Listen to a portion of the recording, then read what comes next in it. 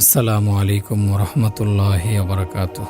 প্রিয় বন্ধুরা, আশা করি আল্লাহ পাকের অশেষ মেহেরবানিতে আপনারা সকলে ভালো আছেন। খোদার কুদরত বোঝা বড় দায়। একটি জাহাজ দ্রুত বেগে চলছে সম্মুখ পানে। গন্তব্য বহুদূর।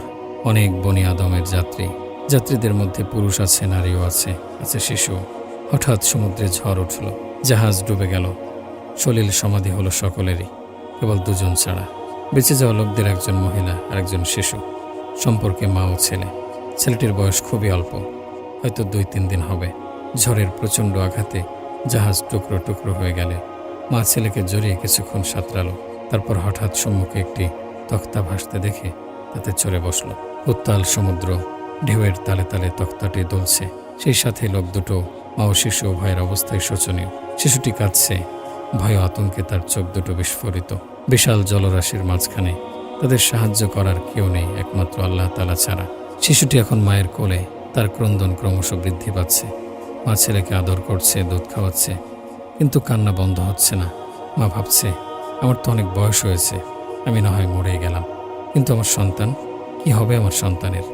পৃথিবীর চেহারা ভালো করে দেখতে না দেখতেই কি তার জীবনের ইতি ঘটবে? এই সমুদ্রের বিশাল জলরাশিতে সে কি হারিয়ে যাবে চিরদিনের মতো? মা আর ভাবতে পারে না। সন্তানের ভবিষ্যৎ চিন্তায় সে বারবার শিউরে ওঠে। মনের অজান্তে বেরোতে থাকে গরম ফোঁটা ফোঁটা অশ্রু। অস্থিরতার কালো মেঘ ছেয়ে যায় তার সমস্ত হৃদয় আকাশে। সময় বয়ে চলে আপন গতিতে। সেই সাথে মায়ের উদ্বেগ উৎকণ্ঠাও বৃদ্ধি পাচ্ছে সমানতালে। প্রিয় সন্তানকে বাঁচাবার মতো কোনো উপায় সে খুঁজে পাচ্ছে না। পর্বতের ন্যায় ধেয়ে আসা বড় বড় ঢেউগুলো দেখে তার মনে হয়, এই বুঝি তাদের ভবলীলা চিরদিনের জন্য সাঙ্গ হয়ে যাবে। কিন্তু না, সমুদ্রের ঝড় কিংবা বিক্ষুব্ধ তরঙ্গে তাদের মৃত্যু আসেনি। উল্লেখযোগ্য কোনো ক্ষতিও হয়নি, হবেই বা কেমন করে? সর্বশক্তিমান আল্লাহ পাক তো তাদেরকে এভাবে মারাতে চান না। তিনি চান মাকে সেখানে স্বাভাবিক মৃত্যু দিয়ে ছোট্ট শিশুটিকে অকল সমুদ্রে বাঁচিয়ে রেখে তার অসীম কুদরতের বহিঃপ্রকাশ ঘটাতে। তিনি দেখাতে চান, আমি সকল শক্তির আধার, যা ইচ্ছে তাই করতে পারি। আমি কাউকে বাঁচাতে চাইলে কেউ তাকে মারতে পারে না, আর মারতে চাইলে কেউ তাকে রক্ষা করতে পারে না। সুতরাং শেষ পর্যন্ত আল্লাহ পাক যা চেয়েছেন তাই হয়েছে। সময় যতই অতিবাহিত হচ্ছে, দুশ্চিন্তা, অশান্তি, অস্বস্তির প্রবল হাওয়ায় ভরে উঠছে স্নেহপরায়ণ মায়ের হৃদয় মন। কি করবে কিছুই ভেবে পাচ্ছিল না। ঠিক এমন সময় আল্লাহ পাক হযরত আজরাইল আলাইহিস সালামকে নির্দেশ দিয়ে বললেন, আজরাইল যাও, অমুক মহিলার জান কবজ করে নিয়ে এসো। মউতের ফেরেশতা হযরত আজরাইল আলাইহিস সালাম সমস্ত প্রাণীর জান তিনি কবজ করে থাকেন। আল্লাহর নির্দেশ পেয়ে মুহূর্তের মধ্যে তিনি সমুদ্রে উপস্থিত হলেন। দেখলেন অথৈ সাগরে একটি ভাসমান তখতার ওপর মহিলা তার সন্তানকে দুধ খাওয়াচ্ছেন। এ দৃশ্য দেখে তার মনে দুঃখ হলো। তিনি ভাবলেন, হায়, বাচ্চাটির এখন কি হবে? এতক্ষণ তো মায়ের কোল ছিল বাচ্চাটির আশ্রয়স্থল, কিন্তু এখন তো আর সে আশ্রয়টুকু থাকলো না। এখন কে তার দেখাশোনা করবে? কে তাকে দুধ খাওয়াবে? এ অকুল সাগরে বাচ্চাটির অবস্থায় বা কী হবে? এসব কথা ভাবতে ভাবতে বাচ্চাটির জন্য এক বুক ব্যথা নিয়ে মায়ের জান কবজ করে তিনি চলে এলেন। মায়ের মৃত্যুর সময় বাচ্চাটি তার বাহুবন্ধনে আবদ্ধ ছিল। তিনি মরে যাওয়ার পরও সে বন্ধন শিথিল হয়নি, ফলে বাচ্চাটির কোনো ক্ষতি হয়নি। সে হয়তো মাকে জীবন্ত মনে করে তাকে জড়িয়ে ধরে ঘুমের কোলে ঢলে পড়েছে। আসলে এসব তো আল্লাহ তাআলারই কুদরত। সমুদ্র এখন অনেকটা শান্ত, হালকা বাতাস প্রবাহিত হচ্ছে। বাতাসের আঘাতে তক্তাটি ভাসতে ভাসতে একসময় কিনারে এসে ভিড়ে। সমুদ্রের তীরে তখন এক ধোপা কাপড় ধৌত করছিল। হঠাৎ তক্তার ওপর একটি মৃত মহিলা ও তার বাচ্চাকে দেখে সে চমকে ওঠে। সে কথা ভেবে ভীষণ আশ্চর্য হয় যে কি করে এমন একটি দুধের শিশু সমুদ্রের মধ্যে সামান্য একটি কাঠের তক্তায় ভেসে আসছে এবং সে জীবিত রয়েছে, অথচ তার মা ইন্তেকাল করেছে। বাচ্চাটির কোনো সাহায্যকারী নাই, খানাপিনারও ব্যবস্থা নেই। আহা, বাচ্চাটি কতই না সুন্দর! যা হোক, শেষ পর্যন্ত সে বাচ্চাটিকে তুলে নিল এবং আপন গোত্রের সর্দারের কাছে নিয়ে গেল। সর্দারের কোনো সন্তান ছিল না। সে বাচ্চাটি দেখে মুগ্ধ হলো, তাই পরম আনন্দে বাচ্চাটি গ্রহণ করল এবং তার লালন পালন করতে শুরু করে দিল। বাচ্চাটির বয়স 8-9 বছরে উপনীত হলে অন্যান্য বাচ্চাদের সাথে সেও মাঠে খেলা করতে যেত। সাথীদের মধ্যে সেই ছিল সবচেয়ে সুন্দর ও স্বাস্থ্যবান। তার মায়াময় চেহারা সকল দর্শককে আকর্ষণ করত। একদিন সে মাঠে খেলা করছিল, এমন সময় হঠাৎ সে দেখল বিশাল এক সৈন্যবাহিনী ধূলিঝড় উড়িয়ে পার্শ্ববর্তী রাস্তা ধরে এগিয়ে চলছে। সৈন্যদের মধ্যে একজনের একটি চোখ অন্ধ ছিল। সে জানত অন্ধত্ব দূরীকরণের জন্য সুরমা একটি উত্তম মহা ঔষধ। তাই সে যেখানে যেত সেখানেই সুরমা তালাশ করত। মাঠের পাশ দিয়ে ওই অন্ধ সৈন্যটি অতিক্রম করার সময় একটি সুন্দর কৌটা দেখতে পেল। সে ঘোড়া থামিয়ে ডিবিটি হাতে নিয়ে দেখল এটি সুরমার কৌটা। এতে সে সীমাহীন খুশি হলো। সৈন্যটি কৌটা খুলে হাত দ্বারা চোখে সুরমা লাগাতে যাবে, ঠিক এমন সময় ভাবল এ সুরমায় তো ক্ষতিকর কিছু থাকতে পারে, তাই নিজের চোখে লাগানোর পূর্বে পরীক্ষামূলকভাবে অন্য একজনকে লাগাতে হবে। সমুদ্র থেকে বেঁচে আসা ওই ফুটফুটে বাচ্চাটি তখন তার পাশে দাঁড়ানো ছিল। সে বাচ্চাটির চোখে পরীক্ষামূলকভাবে সুরমা লাগানোর ইচ্ছা করল। যখনই সে একটু সুরমা নিয়ে বাচ্চাটির চোখে লাগালো, তখনই তার অন্তর্চক্ষু খুলে গেল। দুনিয়ার সমস্ত বস্তু তার দৃষ্টিগোচর হতে লাগলো। এমনকি জমিনের নিচে যত স্বর্ণরূপ্য হীরা জহরত আছে তাও সে দেখতে পেল।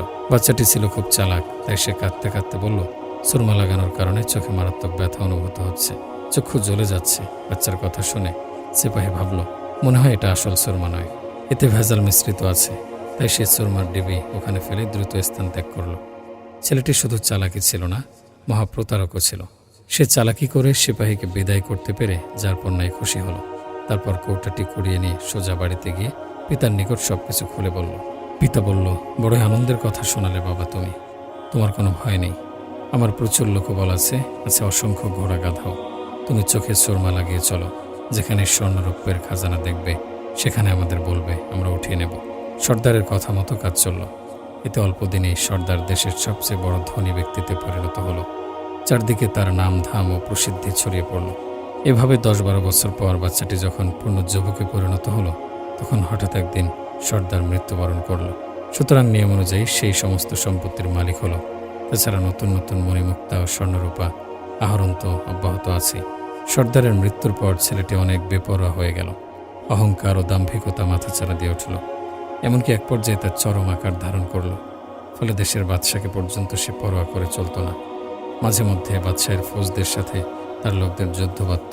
তার প্রশিক্ষণপ্রাপ্ত সেনারা অধিকাংশ সময় বাদশাহের সৈন্যবাহিনীকে পরাজিত করে ফেলত। এভাবে কয়েক বছর অতিবাহিত হওয়ার পর এক যুদ্ধে তারা বাদশাকে চূড়ান্তভাবে পরাভূত করে এবং রাষ্ট্রীয় ক্ষমতা নিজেদের হাতে নিয়ে নেয়। তারপর এক আড়ম্বরপূর্ণ অনুষ্ঠানে তারা আপন সর্দারকে বাদশাহের সিংহাসনে আরোহণ করায়। এককালে অসহায় বাচ্চা আজ রাষ্ট্রের প্রধান কর্ণধার। সে এখন সর্বোচ্চ সম্মানের অধিকারী। তার যেমন টাকা পয়সা ধন ঐশ্বর্যের অভাব নেই, তেমনি জনবলেরও কোনো কমতি নেই। তার কথায় এখন কোটি কোটি মানুষ ওঠা বসা করে, সকলেই তাকে সমীহ করে চলে। এতে তার অহংকারের মাত্রা আরও কয়েক গুণ বৃদ্ধি পায়। সে কাউকে এখন হিসেব করে কথা বলে না। কোনো সিদ্ধান্ত নেওয়ার জন্য কাউকে কিছু জিজ্ঞেস করার প্রয়োজন বোধ করে না। সে মনে করে কাউকে কিছু জিজ্ঞেস করার অর্থই হলো নিজেকে খাটো করা। সুতরাং আমি খাটো হয়ে যাব কেন? আমার কি কোনো কিছুর অভাব আছে? যা ইচ্ছা তাই করতে পারি আমি। এই সেই বাচ্চা এখন প্রতাপশালী বাদশাহ। তার নাম সাদ্দাত। সে শুনেছে সৎকর্মশীল মুসলমানদেরকে নাকি আল্লাহ তাআলা পরম শান্তির জায়গা জান্নাত দান করবেন, যেখানে অসংখ্য নাজ নেয়ামত থাকবে, গেলমান থাকবে, থাকবে ভোগ বিলাসের যাবতীয় উপকরণ। এ কথা শুনে সে ভাবল, আমার তো কোনো কিছুর কমতি নেই। সোনা রূপা হীরা জহরত মণিমাণিক্য সবই আছে আমার। সুতরাং আমাকে মুসলমান হয়ে তাদের খোদার প্রদত্ত জান্নাতে যাওয়ার কোনো প্রয়োজন নেই। আমি নিজেই জান্নাত বানিয়ে নেব। সেখানে সোনা রূপায় নির্মিত বালাখানা থাকবে, ডাগর চক্ষু বিশিষ্ট হুর থাকবে, গেলমান থাকবে, প্রবাহমান নহর থাকবে, মজাদার খানাপিনা ও সুস্বাদু ফলমূলের ব্যবস্থা থাকবে, থাকবে আনন্দ বিলাসের লোভনীয় উপকরণ।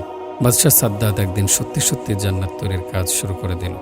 এজন্য সে লক্ষ লক্ষ শ্রমিক নিযুক্ত করল। সমগ্র পৃথিবী থেকে বাছাই করে নামকরা মিস্ত্রি ও ডিজাইনার আনল।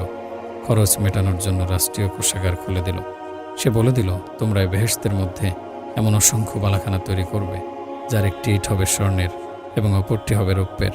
আরাম-আয়েশের যাবতীয় উপকরণ জমা করার পাশাপাশি তোমরা এতে এমন একটি অত্যাধুনিক মার্কেট তৈরি করবে, যার মধ্যে দুনিয়ার সমস্ত জিনিস পাওয়া যাবে।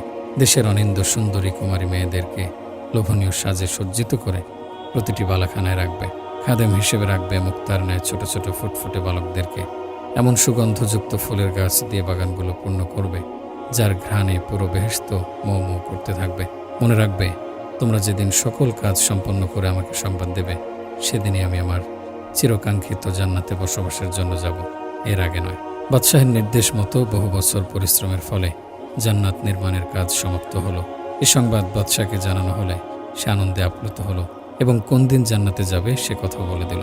বাদশাহের আগমনের তারিখ জানতে পেরে পূর্বনির্মিত জান্নাতকে আরও নতুন সাজে সজ্জিত করা হলো। হুর গেলমানদেরকে বিভূষিত করা হলো অপরূপ কারুকার্যময় সাজসজ্জায়। বাদশাহের সম্মানার্থে জান্নাতের প্রবেশ পথে নির্মিত হলো শাহী তোরণ। অনিন্দ্য সুন্দরী ষোড়শী যুবতীদের নির্ধারিত সময়ে দাঁড় করিয়ে রাখা হলো বাদশাকে অভ্যর্থনা জানানোর জন্য। মোট কথা বাদশাহের আরাম, আনন্দ ও খুশির জন্য যত কিছুর প্রয়োজন সবই তারা করল। জান্নাতে প্রবেশের নির্ধারিত সময় উপস্থিত, সকল প্রকার প্রস্তুতি সম্পন্ন। বাদশাহ শাহী পোশাকে সজ্জিত হয়ে সুন্দর সুদর্শন দ্রুতগামী ঘোড়ায় সাওয়ার হয়ে এখনই জান্নাতের গেইটে অবতরণ করবেন। নারী, পুরুষ, শিশু সকলে বাদশাকে সাদরে গ্রহণের জন্য অপেক্ষার প্রহর গুনছেন। সকলেই খামোশ, কেউ জোরে কোনো আওয়াজ করছে না। বাদশাকে আন্তরিকভাবে বরণ করার জন্যই তাদের এই সুনিপুণ ব্যবস্থাপনা। উপস্থিত জনতাকে বেশিক্ষণ অপেক্ষা করতে হলো না। দেখা গেল নতুন তৈরিকৃত রাজকীয় পোশাকে সজ্জিত হয়ে ঘোড়ার পৃষ্ঠে আরোহণ করে ধীরে ধীরে বাদশাহ গেটের দিকে এগিয়ে আসছে। কিছুক্ষণের মধ্যে বাদশাহ জান্নাতের প্রবেশ মুখে উপস্থিত হলেন। অতঃপর তিনি যে নামার জন্য একটি পা নিচে রাখলেন, ঠিক এমন সময় আল্লাহ তাআলা হযরত আজরাইল আলাইহিস সালামকে নির্দেশ দিলেন, আজরাইল যাও, অহংকারী সাদ্দাদের জীবনের স্বাদ চিরতরে মিটিয়ে দাও। তাকে আমি অনেক সুযোগ দিয়েছি, ঢিল দিয়েছি। সে আমার দেয়া সুযোগ সুবিধা ও নিয়ামতের সদ্ব্যবহার তো করেইনি, বরং উল্টো চরম দাম্ভিকতার পরিচয় দিয়েছে। সে আমার জান্নাতের কথা শুনে নিজেই জান্নাত বানিয়ে নিয়েছে, অথচ সে জানে না যে তার জান্নাতকে শতকোটিবার বিক্রি করলেও আমার জান্নাতের একটি ইটের মূল্য হবে না। সেও জানে না যে তার অহংকারকে চূর্ণ করে দিতে আমার এক মুহূর্ত সময়ও লাগবে না। আজরাইল, দ্রুত তার জান কবজ করো। বিশ্ববাসীকে এই কথা বুঝিয়ে দাও যে আল্লাহ পাক না চাইলে তোমরা যা ইচ্ছে তা কখনোই করতে পারবে না। আমি চাই এ ঘটনার মধ্য দিয়ে কিয়ামত পর্যন্ত আগত মানব জাতি বুঝুক যে মহান আল্লাহর সাথে যারা পাল্লা দিয়ে কোনো কিছু করতে চায় তাদের ধ্বংস অনিবার্য। এমনকি কখনো কখনো পরম কাঙ্ক্ষিত বস্তুটি তাদের পক্ষে ভোগ করা কিংবা দেখারও সুযোগ হয় না। হযরত আজরাইল আলাইহিস সালাম নির্দেশ পালন করলেন। এক পা ঘোড়ার ওপর থাকতেই তার জান কবজ করে নিলেন। তাকে এতটুকু ফুরসত দেননি যাতে যে সাধের বেহেশতখানা এক নজর দেখে যেতে পারে। হায় আফসোস, এরই নাম দুনিয়া। মৌতের ফেরেশতা হযরত আজরাইল আলাইহিস সালাম একদা আল্লাহর দরবারে উপস্থিত হয়ে বলেছিলেন, হে আল্লাহ, আপনার নির্দেশে আমি মানুষের জান কবজ করে থাকি, এতে আমার মোটেও মায়া দয়া লাগে না। তবে দুটি মানুষের জান কবজ করার সময় আমার খুবই মায়া লেগেছিল। তার মধ্যে একজন হলো ওই মহিলা যে জাহাজ ডুবে যাওয়ার পর আপন বাচ্চাকে নিয়ে একটি তখতার ওপর ভাসছিল, আর তখনই আপনি তার জান কবজ করার জন্য নির্দেশ দিয়েছিলেন। আমার তখন বাচ্চাটির জন্য বড়ই দয়া লাগছিল যে বাচ্চাটির অবস্থা এখন কি দাঁড়াবে, কে তাকে দুধ খাওয়াবে, দেখাশোনা করবে। আর আরেকজন হলো ওই বাদশাহ যে দীর্ঘ কয়েক বছর যাবৎ সাধনা করে একটি মনোরম বেহেশত বানিয়েছিল। অতঃপর সে যখনই এই বেহেশতে প্রবেশ করতে গেল, ঠিক তখনই আমাকে আপনি তার জান কবজ করার নির্দেশ দিলেন। আমার নিকট তখন বড় খারাপ লাগছিল এজন্য যে সে তার নির্মিত বেহেশতটিকে একটিবারের জন্য দেখে যেতে পারল না। আল্লাহ তাআলা তখন বললেন, আজরাইল, যে বাদশাহের জন্য তোমার দয়া হলো, যার জন্য তুমি আফসোস করেছ, সে তো ওই বাচ্চা সমুদ্রের মাঝে যার মায়ের জান আনতে গিয়ে তোমার মায়া লেগেছিল। আজরাইল, তুমি জানো না যে বাচ্চাটি বড় হয়ে আমার নাফরমানি করেছে, অহংকার করেছে, আমার হুকুমের বিরোধিতা করেছে। তাই আমি তার নিজের তৈরিকৃত জান্নাতের মধ্যে পা রাখারও সুযোগ দেইনি, বরং তার মধ্যে প্রবেশের পূর্বেই তাকে ধ্বংস করে দিয়েছি। প্রিয় দর্শক, আলোচ্য ঘটনায় একদিকে যেমন মহান আল্লাহ তাআলার কুদরতের বহিঃপ্রকাশ ঘটেছে, ঠিক তেমনি এর দ্বারা একথাও বোঝা গিয়েছে যে আল্লাহর নিয়ামত পেয়ে তার অবাধ্যচারণ করলে এর পরিণতি অত্যন্ত খারাপ হয়। সুতরাং আমরা যারা আল্লাহর অফুরন্ত নিয়ামতের মাঝে ডুবে থেকেও অহরহ তার নাফরমানি করে চলছি, তার হুকুমের বিরুদ্ধাচারণ করছি, নামাজ ছাড়ছি, সুদ খাচ্ছি, ঘুষ খাচ্ছি, সুদের লেনদেন করছি, সুন্নতি জিন্দেগি বাদ দিয়ে পাশ্চাত্যের অনুকরণে জীবনযাপন করছি, কথায় কথায় মিথ্যে বলছি, অধীনস্থ মেয়েদেরকে বেপর্দায় রাখছি, দাড়ি কামিয়ে পরিষ্কার করছি, গরিব মিসকিন অধীনস্থ চাকর নওকরদের সাথে পশুর মতো আচরণ করছি, মুসলমান হয়েও মুসলমানিত্ব শেখা থেকে দূরে থাকছি, আলেম ওলামাদের গালি দিচ্ছি, আপন স্বার্থ রক্ষার জন্য ভালো মন্দ সবই করছি, এমনকি অন্যকে পৃথিবী থেকে চিরতরে সরিয়ে দিতেও কুণ্ঠিত হচ্ছি না। আমাদের কি এখনো ফিরে আসার সময় হয়নি? দুনিয়ার সব কিছু ছেড়ে একদিন আমাকে চলে যেতে হবে। সকল বাদশাহের বাদশাহ আল্লাহ পাকের সামনের দণ্ডায়মান হয়ে আমাকে গোটা জীবনের হিসাব দিতে হবে। এ কথা ভাবার, চিন্তা করার এবং সেই অনুযায়ী জীবনকে নতুন করে গড়ে তোলার সময় কি এখন হয়নি? যদি হয়েছে বলে মনে করেন এবং সাথে সাথে চিন্তাও করেন যে বিগত জীবন থেকে বেরিয়ে আসা আমার পক্ষে সম্ভব নয়, তাদের জন্য আমার পরামর্শ হলো, আপনি আজই কোনো হক্কানি আলেমের সাথে পরামর্শ করে কোন আল্লাহর ওলির হাতে হাত রেখে বায়াত হন। তারপর নিজ জীবনের অদ্যপান্ত তার নিকট খুলে বর্ণনা করে জিজ্ঞেস করুন, হুজুর, এখন আমি কি করব? তখন আপনার পীর আপনাকে যেভাবে চলতে বলবেন, আপনি অন্য কোনো চিন্তা না করে চোখ বুজে তার কথাগুলো মানতে থাকুন। দেখবেন অল্প দিনে আপনার জীবনে পরিবর্তনের ছোঁয়া এসে গেছে। এভাবে চলতে থাকলে ইনশাল্লাহ আপনি ধীরে ধীরে এমন এক প্রশান্তিময় জীবন লাভ করবেন যা অনুভব করা যায়, অন্যকে বোঝানো যায় না। প্রিয় ভাইগণ, যদি আমার হৃদয় থেকে উচ্চারিত এই কথা কয়টি আপনাদের মনে সামান্যতম দাগ কাটতে সক্ষম হয় এবং আপনারা সে অনুযায়ী চলতে শুরু করেন, তাহলে আমি অধম একে একটি নাজাতের ওসিলা মনে করব। হে করুণাময়, তুমি আমাদের কবুল করো। আমিন।